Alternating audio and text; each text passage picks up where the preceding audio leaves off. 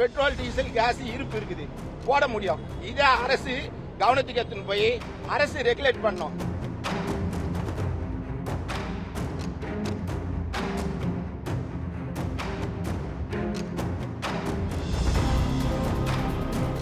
இன்றைய தினம் சென்னையில 1,20,000 ஆட்டோக்கள் என்பது இயங்குது. அதுல 2014 எல்பிஜியா வந்து 40,000 ஆட்டோக்கள் என்பது மாற்றப்பட்டது. 2018 வரையுமே எல்பிஜி ஆட்டோக்களுக்கு ஃபில்லப் பாயிண்ட் பெட்ரோல் பங்க் பாயிண்ட்கள் என்பது இல்ல. அதை ஒட்டி பல போராட்டங்களை நடத்தி இருக்கிறோம். மொபைல் கேஸ்ல லாரியில வந்து ஃபில்லப் பண்றோம். அதனால எல்லா ஆட்டோக்களும் ஓசான் மண்டலத்தில் ஓட்ட விடுது. சுற்றுப்புற சூழலை கருதி எல்லா வண்டியும் சென்னையில டீசல் வண்டி இருக்கக்கூடாது, பெட்ரோல் கேஸ் தான் இருக்கணும்னு சொல்லி அரசு முடிவெடுத்து மாத்திச்சு. ஆனா அதுக்கான எந்த கட்டமைப்பையும் உருவாக்கல. 2014 இருந்து 2019 வரையும் அத்தனை ஆட்டோ ஓட்டுநர்களும் அல்லல் தான் பட்டோம். அதுக்கு என்ன முக்கியமான காரணம்னு சொன்னா, டீசல் டேங்குக்கும் பெட்ரோல் டேங்குக்கும் நடுவுல கேஸ் டேங்க் வைக்கணும்னு சொன்னா 500 அடி இருந்தா தான் ஹெச்பியும் இந்தியன் ஆயில் பெட்ரோலுமோ பாரத் பெட்ரோலியமோ அனுமதி கொடுக்கும். அப்படி வந்து பெட்ரோல் பங்குகள்ல 2 கிரவுண்டுக்கு மேல இடம் கிடையாது. அதுல கேஸ் பாயிண்ட புதைக்க முடியல. இந்த உண்மையை அரசு ஒத்துக்கல. தகவல் வாரிய உரிமை சட்டத்துல வாங்கி தான் அரசு கிட்ட இதை சமர்ப்பிச்சோம். 89 பங்க் தான் சென்னை மாநகரத்துல எல்லைக்குள்ள. அதுல 13 பங்க்ல தான் கேஸ் வந்து பெட்ரோல் டீசல் கேஸ்ன்றது இருக்கும். நீங்களும் எடுத்து பார்க்கலாம், கூகுள் மேப்ல எதுல போனீங்களாலும் பார்க்கலாம். அப்போ 13 பங்க்ல 1,20,000 ஆட்டோக்களுக்கோ அது இல்லாத கார் இருக்குது, ஓன் வண்டி எல்லாம் இருக்குது. ஃபில்லப் பண்ண முடியாத அவஸ்தை என்பது பட்டோம்.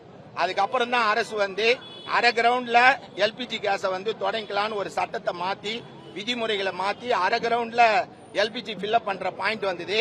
அது ஒரு 25 பாயிண்ட் வந்தது. இத ஹெச்பிஓ மத்தவங்களும் செய்யல. அரசு செய்யாத தனியார் கிட்ட கொடுத்தாங்க. 7 நிறுவனங்களுக்கு தனியார் கிட்ட அனுமதி கொடுத்தாங்க. சுப்ரீம், டோட்டல் இது மாதிரி ஒரு 7 நிறுவனங்களுக்கு கொடுத்தாங்க. அந்த 7 நிறுவனங்கள் இந்த கேஸ் ஃபில்லப் பாயிண்ட் அரை கிரவுண்ட்ல இடம் வாங்கி நடத்திட்டு வந்தாங்க. 2021 எல்பிஜி வந்து சிஎன்ஜியா மாறிச்சு. சிஎன்ஜியா மாறும்போது மேலும் 30,000 ஆட்டோக்கள் சிஎன்ஜியா மாறிச்சு. இப்ப இருக்கிற 1,20,000 ஆட்டோல 40,000 எல்பிஜியாவும் 25,000க்கும் மேற்பட்ட வண்டிகள் சிஎன்ஜியாவும் ஏறக்குறைய 1.5 லட்சத்துல 55,000 ஆட்டோக்களுக்கு மேல கேஸ் ஃபில்லப் பாயிண்ட் ஆயிடுச்சு. ஆனா கட்டமைப்புல அப்படி வந்து கேஸ் வந்து எல்லா பங்க்லயும் போடக்கூடிய கட்டமைப்பு இல்லாதனால ஏற்கனவே பற்றாக்குறை இருந்தது. அந்த வகையில இப்போ இந்த 7 நிறுவனம் ஒரு நாள டீசல் இல்ல பெட்ரோல் இல்லைன்னா யாரும் ஒன்றும் செய்ய முடியாது. அது முதலமைச்சரோ பிரதம மந்திரியோ ஊடகவியலாளரோ இல்ல நம்மளோ பொதுமக்களோ எதுவும் செய்ய முடியாது.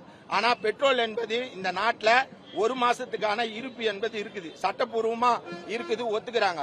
அப்போ இந்த ஒரு மாசத்துல இந்த 11 நாள்ல தட்டுப்பாடு வர வேண்டிய அவசியம் என்பது இல்ல. அது இல்லாத இப்ப இங்க ஒரு ரேட் இருக்கும், மலை பிரதேசம்னா ஒரு ரேட் இருக்கும். மற்றபடி சமவெளியில எங்கேயுமே தமிழ்நாடு ஃபுல்லா ஒரே ரேட் தான் இருக்கும். பாண்டிச்சேரியில போனீங்கன்னா தான் ரேட்டு மாறும். இது எல்லாருக்கும் தெரியும். ஆனா இந்த 3 நாள்ல கோயம்பேடுல இன்னாண்ட சைட்ல இருக்கிற இந்தியன் ஆயில் நடத்துற பெட்ரோல் பங்க்ல 64 ரூபாய், அதே எதிர்ப்புறத்தில் இருக்கிற இந்தியன் ஆயில் அதே இந்தியன் ஆயில்ல பெட்ரோல் கேஸ் வந்து 74 ரூபாய், 10 ரூபாய் வித்தியாசம் இருக்குது. அதுக்கப்புறம் தனியார் நிறுவனங்களுக்கு போனா சுப்ரீம்ல போனா 85 ரூபாய், டோட்டல்ல போனா 92 ரூபாய். அப்ப 64 ரூபாய் என்பது 92 ரூபாய் வரையும் யாரக்கூடிய 28 ரூபாய் பங்க் ஓனருங்க ஏத்தி விற்கிறாங்க. இதுக்கான புகார் அளிக்கணும்னு சொன்னா மெயில் ஐடி மட்டும்தான். அலுவலகத்துல போய் மனு கொடுக்க முடியாது. அதிகாரியை சந்திச்சு ஃப்ரீ நம்பர்ல போன் பண்ணி கம்ப்ளைண்ட் பண்ண முடியாது. பெட்ரோல் பங்க்ல கம்ப்ளைண்ட் போட முடியாது. போட்டாலும் நடவடிக்கை இல்ல. இந்த 3 நாளா இது மாதிரி பாதிக்கப்பட்டதுல 28 ரூபாய் கூட கொடுக்குறோம். ஆனா பெட்ரோல் டீசல் கேஸ் இருப்பு இருக்குது, போட முடியும். இதை அரசு கவனத்துக்கு எடுத்துன்னு போய் அரசு ரெகுலேட் பண்ணும். தமிழக அரசு ரெகுலேட் பண்ணும், மத்திய அரசு ரெகுலேட் பண்ணும். இந்த ரெகுலேட் பண்ணாதனால பொதுமக்கள் அவளிக்குள்ளாகிறாங்க. ஒரு பெட்ரோல் பங்க்லயும் 200 பேர் இருக்கிறாங்க. ஒரு அத்தியாவசிய பொருள், இது ஏதோ ஆட்டோ டிரைவருக்கு சம்பந்தப்பட்டது இல்ல. விளிம்பு நிலையில இருக்கிற மக்களுக்கு இது ஆம்புலன்ஸ்.